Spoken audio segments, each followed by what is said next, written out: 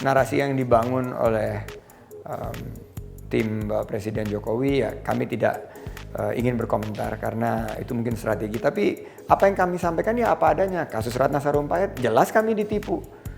Saya melihat sendiri gitu prosesnya. Bagaimana Pak Prabowo dengan keinginan yang membantu orang yang teraniaya, yang kita pikir dianiaya, secara tulus mencoba memberikan bantuan. Tapi ternyata kan kita dijadikan korban terhadap hoax itu sendiri yang dilakukan oleh Ibu Ratna.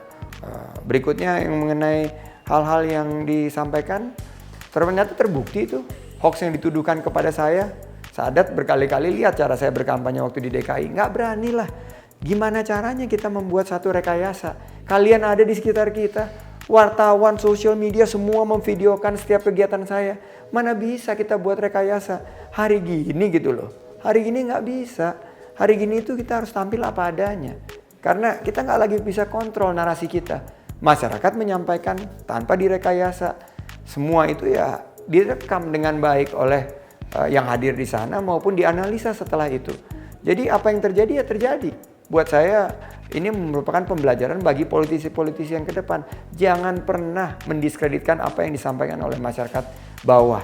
Jangan kita menganggap, oh itu bohong, itu rekayasa. Enggak, yang disampaikan ya apa adanya. Kita harus hadir dengan solusi. Prabowo Sandi tidak akan pernah mendiskreditkan masyarakat kelas menengah ke bawah dari segi apa yang disampaikan. Tapi kita akan dengan bijak menyampaikan solusi-solusi kita dan mendengar keluhan mereka. Menyewa? Oh enggak, saya ketemu aja, namanya aja baru dengar pertama ini. Jadi saya banyak mendengar, tapi konsultan asing dan yang disebutkan ini saya baru pertama kali mendengar. Dan bagi saya kita punya kesempatan untuk secara real menampilkan satu strategi yang berdasarkan masukan daripada rakyat. Dan kami meyakini gitu, Pak Prabowo dari awal sangat-sangat memiliki keyakinan bahwa survei atau konsultan-konsultan tersebut bisa membantu kita, tapi tidak harus menjadi landasan daripada strategi kita. Kita harus justru harus tampilkan strategi-strategi yang orisinal, otentik, yang relevan dan nyambung dengan masyarakat. Itu yang menjadi tidak benar sama sekali. Masukan survei-survei yang dilakukan oleh teman-teman ya sangat kita syukuri dan kita berterima kasih. Dan seperti tercermin dari survei-survei yang diterbitkan bahwa kami mendapatkan tren yang positif dan itu terkonfirmasi di survei internal kita bahwa kita sudah melewati angka 40%, jumlah gap antara petahana dan kami sudah semakin mengecil sekarang, tapi kita perlu kerja keras karena 75 hari lagi ini merupakan satu periode yang sangat-sangat menantang karena ini adalah waktu yang terpenting terutama untuk undecided voters. Saya bersama Pak Prabowo akan tentunya all out menggunakan 75 hari ini untuk menyapa masyarakat, menangkap aspirasinya dan hadir dengan solusi-solusi konkret. Nah, yang harus kami sikapi bahwa ini masih ada 75 hari lagi. Kita harus terus merawat sentimen agar terus positif, tren ini akan terus meningkat. Dan seperti yang kami alami di Pilgub DKI, bahwa hari-hari terakhir ini yang sangat strategis gitu. Karena masyarakat banyak justru menjatuhkan pilihannya itu di hari-hari terakhir. Ini PR yang terbesar buat Prabowo Sandi. Pesan kita yang konsisten tentang perbaikan ekonomi, bahwa kita memberikan satu narasi yang sangat-sangat sederhana kepada masyarakat. Jika masyarakat sudah menemukan satu kesejahteraan, jika masyarakat sudah merasakan ini sudah sangat baik dalam 4-5 tahun terakhir ini, ya tentunya mereka memiliki pilihan. Tapi kalau mereka menginginkan satu perubahan ekonomi lapangan kerja yang lebih terbuka, harga-harga yang stabil, beban biaya hidup yang lebih terjangkau, ada pemerintahan bersih yang fokus untuk berjuang bersama rakyat, meningkatkan taraf hidupnya. Kami menawarkan alternatif Indonesia adil makmur di bawah Prabowo Sandi. Aman untuk semua, adil untuk semua, dan makmur untuk semua. Nah, ini ditangkap oleh masyarakat. Ya, tentunya seizin Allah Subhanahu wa Ta'ala, mereka menangkap pesan ini sebagai pesan yang sangat crystal clear, sangat-sangat jelas bahwa diferensiasinya adalah ekonomi. Tentunya kita apresiasi apa yang dilakukan oleh pemerintah sekarang, dan kita tidak ingin fokus kita adalah saling menjatuhkan, tapi kampanye yang saling berpelukan, kampanye sejuk, komitmen terhadap demokrasi yang santun. Ini yang membuat masyarakat mendapatkan satu alternatif. Dan kerja itu ya masih ada 75 hari lagi, jadi masih sangat-sangat jalan ini semakin terjal ke depan, semakin licin, semakin berbatuan. Kita harus siapkan kemampuan kita yang terbaik, dan tentunya tantangan ini Pak Prabowo dan saya akan gunakan sebaik-baiknya, karena momentum ini insya Allah bisa kita manfaatkan untuk membawa Indonesia lebih baik lagi ke depan. Faktor yang sangat objektif bahwa kita fokus di ekonomi, karena ekonomi adalah topik utama. Kita tidak ingin bicara di luar hal-hal yang menyangkut hajat hidup orang banyak, khususnya peningkatan kesejahteraannya. Kita ingin bicara tentang keadilan, bagaimana hukum itu tegak lurus, menghadirkan keadilan untuk rakyat, khususnya masyarakat menengah ke bawah. Bagaimana hukum itu tidak tajam ke satu sisi tapi tumpul ke sisi yang lain. Hukum tidak digunakan untuk memukul lawan tapi justru melindungi kawan. Itu yang menjadi komitmen kita, dan banyak isu masalah pangan, energi, isu infrastruktur itu sekarang diangkat oleh masyarakat dari sisi kesenjangan, ketidakadilan yang masih dirasakan oleh masyarakat. Harapan mereka bahwa ke depan pemerintah fokusnya bukan hanya membangun infrastruktur yang dinikmati oleh kalangan menengah ke atas yang punya mobil dan lain sebagainya, tapi juga infrastruktur yang memberikan dampak langsung dirasakan oleh masyarakat. Seperti di Jawa Tengah kemarin, kita di jalan antara Rembang sampai ke Demak, jalannya rusak sekali. Nah, ini sangat ironis kalau dibandingkan dengan visi utama daripada Bapak Presiden Jokowi untuk membangun infrastruktur.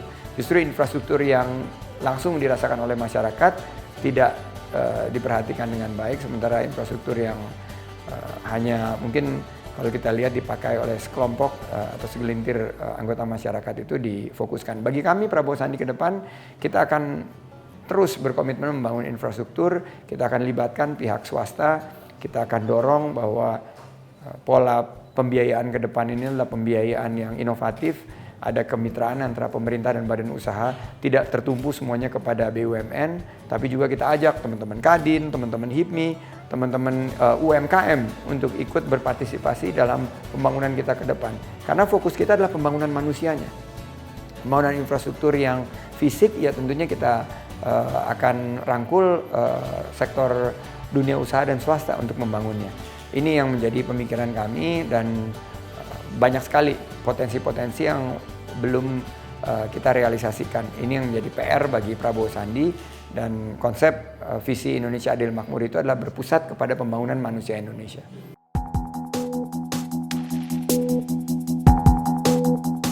Pertama, isunya yang sering diangkat oleh masyarakat, saya jarang sekali itu ditanya sama isu-isu yang selalu dibicarakan sekarang oleh para elit di sini, tapi semua bertumbuh pada dua. Satu adalah harga-harga bahan pokok. Dan bahan pokok itu semua 70% disuplai oleh pasar tradisional. Saya ingin memastikan gitu bahwa pasar tradisional memainkan peran strategis untuk menjaga kestabilan harga-harga bahan pokok. Karena kenaikan harga bahan pokok atau ketidakstabilan harga-harga bahan pokok ini langsung berdampak kepada kesejahteraan masyarakat. Daya beli masyarakat sekarang lagi turun. Banyak pasar tradisional yang sepi. Banyak keinginan masyarakat untuk merevitalisasi pasar tradisional. Kedua, mengenai lapangan kerja. Jarang sekali saya ditanya oleh anggota masyarakat mengenai isu-isu yang banyak timbul di kalangan elit untuk memecah belah. Tapi justru mereka nanya bagaimana tentang penghasilan kami, bagaimana dengan lapangan kerja untuk anak-anak kami, bagaimana peluang untuk kami bisa hidup lebih baik, dan itu yang diharapkan oleh pemerintah.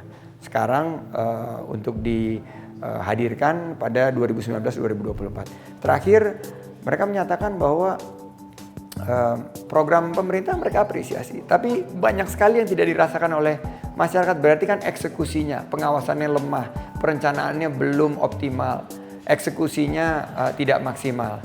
Ini yang kita harapkan ke depan kita fokus. Saya sangat-sangat yakin jika Prabowo Sandi diberikan amanah, Prabowo Sandi akan memfokuskan untuk berjuang bersama rakyat. Rakyat itu akan menjadi tentunya lokomotif utama daripada pembangunan ke depan. Mereka bukan objek, tapi mereka ini menjadi subjek, menjadi kebijakan itu harus mulai dan berakhir pada rakyat. Kita ingin rakyat menikmati, kesenjangan dikurangi, lapangan kerja kita ciptakan untuk rakyat, peluang usaha kita sediakan, dan juga harga bahan pokok stabil, beban biaya hidup, beban kesehatan, misalnya biaya kesehatan, biaya pendidikan.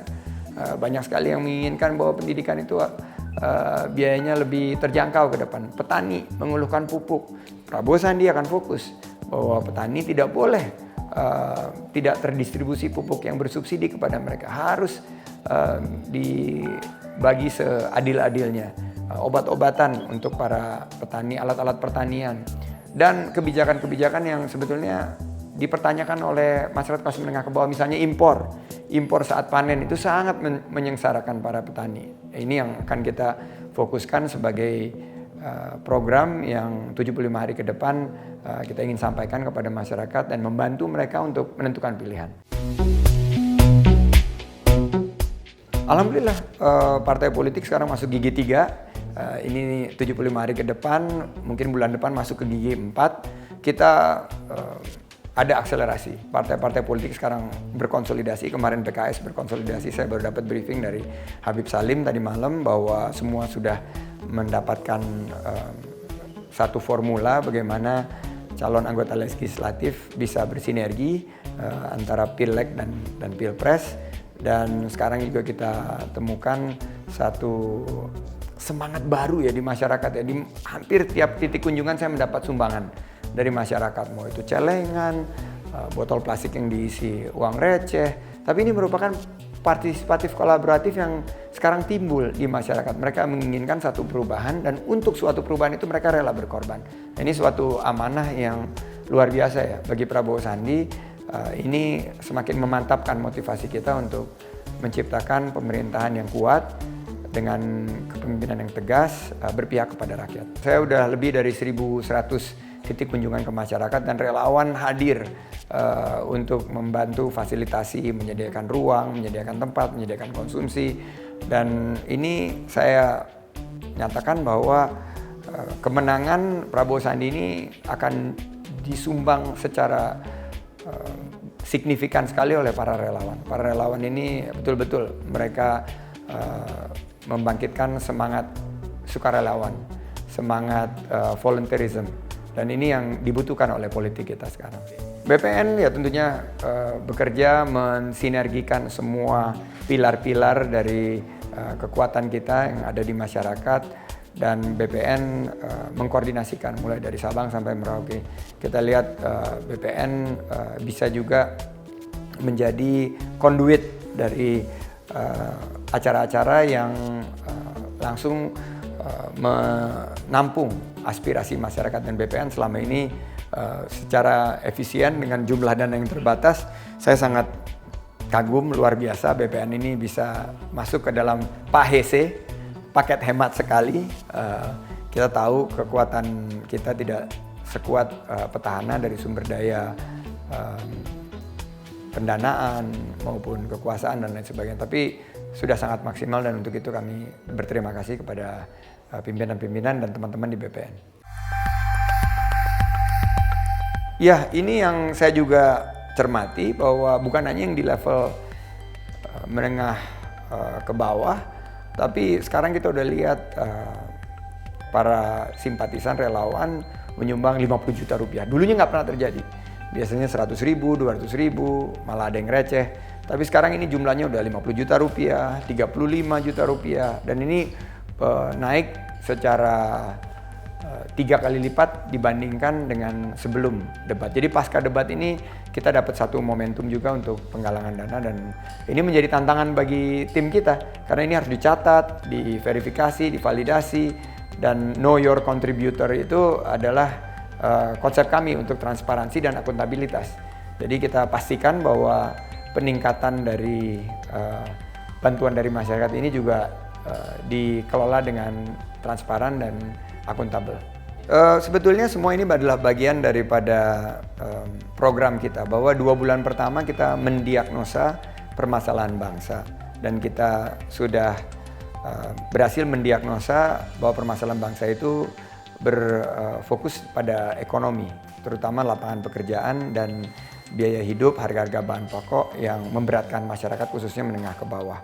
Potensi bangsa yang sangat luar biasa ini, negeri yang kaya raya, sumber daya alamnya melimpah, sumber daya manusianya juga hebat-hebat, pinter-pinter, tidak terkelola dengan baik, dan kebijakan pemerintah itu justru tidak bisa menampilkan satu realisasi daripada janji-janji tahun 2014. Dan kita setelah mendiagnosa sekarang mulai menyampaikan perbedaan antara Prabowo Sandi dan tentunya Bapak Presiden Jokowi dan Pak Kiai Maruf. Nah, dalam upaya kita memberikan perbedaan yang jelas kepada masyarakat, menjelaskan kepada masyarakat di mana letak perbedaannya, nah ini dianggap sebagai kritik. Bagi kami ini bukan kritik, tapi ini adalah bagian proses demokrasi, proses daripada politik itu adalah menyampaikan kepada masyarakat, ini loh perbedaan kita. Satu, misalnya kalau Prabowo Sandi memimpin, kita tidak akan impor saat panen, karena yang sekarang ini adalah impor saat panen yang menyengsarakan para petani. Begini mudahnya bahwa pembangunan infrastruktur ke depan di bawah Prabowo Sandi akan semakin kita giatkan, tapi menggunakan public private partnership, kemitraan pemerintah dan badan usaha, dan itu yang menurut kami malah menjadi satu teknik diferensiasi yang membantu masyarakat menentukan pilihan.